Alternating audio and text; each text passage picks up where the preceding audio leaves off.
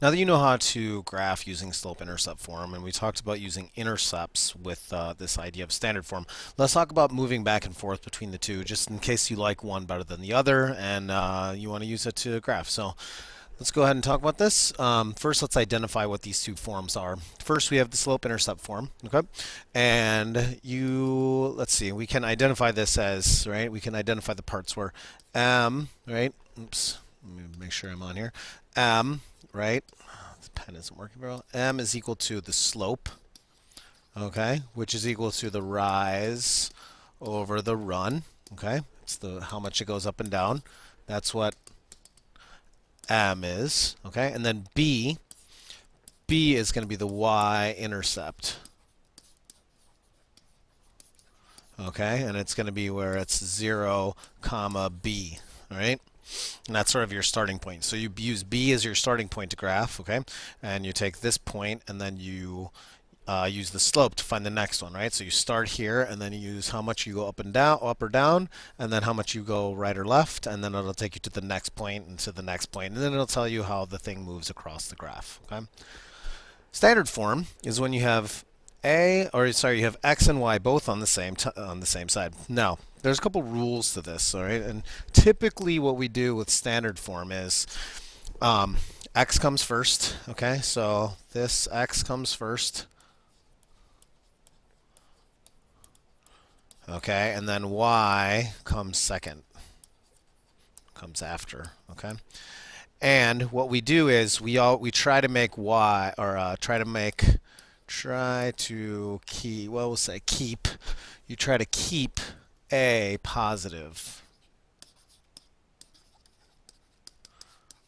Okay, so if you get to the point where a is a negative number, you want to multiply everything by -1. You want to make everything opposite so that the lead number, right, a there, right, this thing is, you want to make a positive, okay? So this right here, that's your coefficient of x, right? How many of those you have. A coefficient is the number you're multiplying by the variable.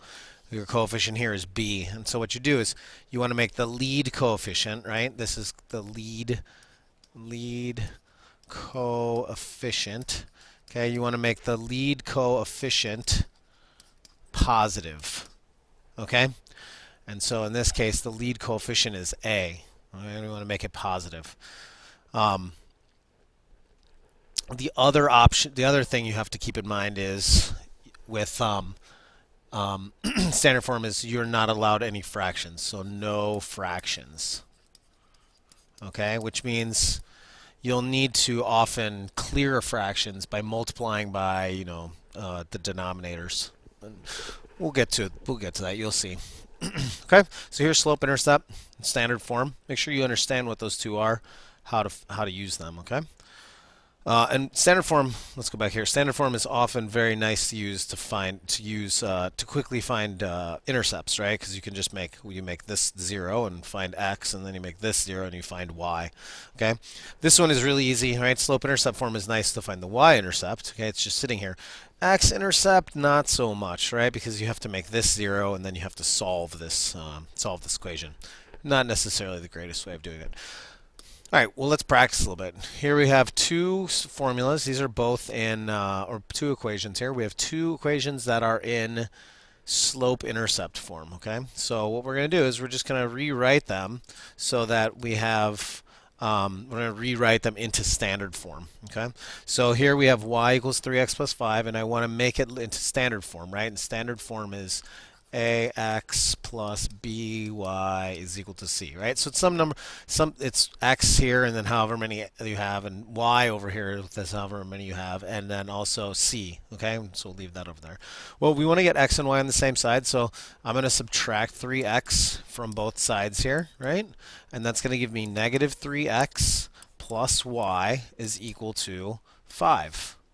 Okay, so here we have x and y are both in the same side. Okay, I have x in the front, and then followed by y. I have this number on the other side, and I didn't really have to do too much after this.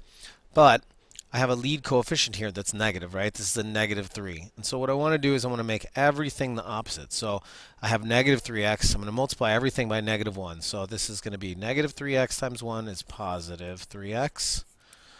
And then this is going to end up being subtract y. and then this is going to be negative 5. Okay? So if I had to identify all the different parts, I would say, okay, A is equal to positive 3, B, right, is equal to negative 1, and C is equal to negative 5. Okay? You can see this goes here, right? And then the negative 1 comes, that's the coefficient of y, and then you'll see C is there. Okay? So you have AX plus BY is equal to C. Well, let's go ahead and try it for the other one. Why don't you go ahead and pause the video and you try getting X and Y's both on the same side. And then what we're also going to do is you're not allowed to have any fractions. So try this one out. Okay, hopefully you had a general idea of how you're doing this, okay? So we're going to subtract 4/5 x. Now what I want to sort of get the idea of is, what you notice here is when you do this, right, when you take 3x away from both sides, what you're really doing is you kind of move it, right? It's almost like it gets moved to the other side, and when it does, it becomes the opposite symbol. So if I'm going to subtract 4/5 x from this side, I'm going to subtract it from this side. I'm going to end up with negative 4/5 x plus y is equal to negative 7. Okay? Now, from here, there's two problems going on. One, I have a lead coefficient that's negative. But more importantly, I have a fraction. So we need to get rid of the fraction. So what I'm going to do is, because I have a denominator of 5, I'm going to multiply everything in this problem, right? I'm going to multiply everything, this giant bracket here, everything times negative 5. Okay, so let's do this. If I take negative 5 and multiply it here, I'm going to end up with, well, negative times a negative is going to be positive, and this 5 and this 5 will cancel each other out, which ends up leaving me with 4x. Okay, well then I take 1y and multiply it by negative 5, and I'm going to get negative 5y. And then I take negative 7 and times negative 5, and I get positive 35. There you have it. Now I have standard form, okay? And in this one, if you wanted to, you could say A is equal to 4, B is equal to negative 5, and C is equal to 35. There you have it. Okay. Let's take these that are written in standard form and let's put them into slope-intercept. Okay, so again, slope-intercept form is going to look like y equals mx plus b. Whoops. That wasn't supposed to happen that way. Okay. Sorry if that all got all weird and messed up. All right, mx plus b.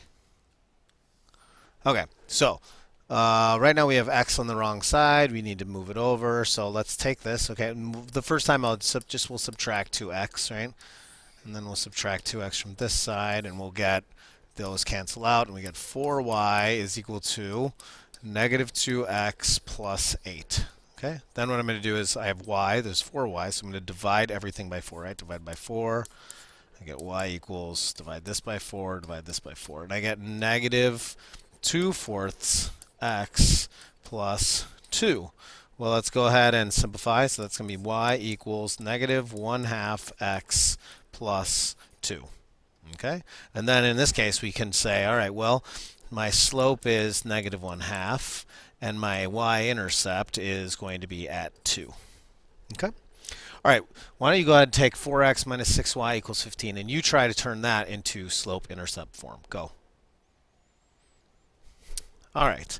Hopefully you saw this and you said, okay, we're going to take the 4x, we're going to subtract it. This is the idea. I'm going to say, okay, if I'm going to take it away from here, I'm going to move it. I'm going to move it over on this side. It's going to become a negative 4x.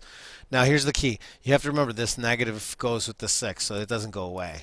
All right, negative 6y is equal to negative 4x plus 15. Okay, so now let's go ahead and we're going to divide everything by negative 6. So divide by negative 6, divide by negative 6, divide by negative 6, and I get y, positive y, is equal to the negatives cancel out, so 4/6 x.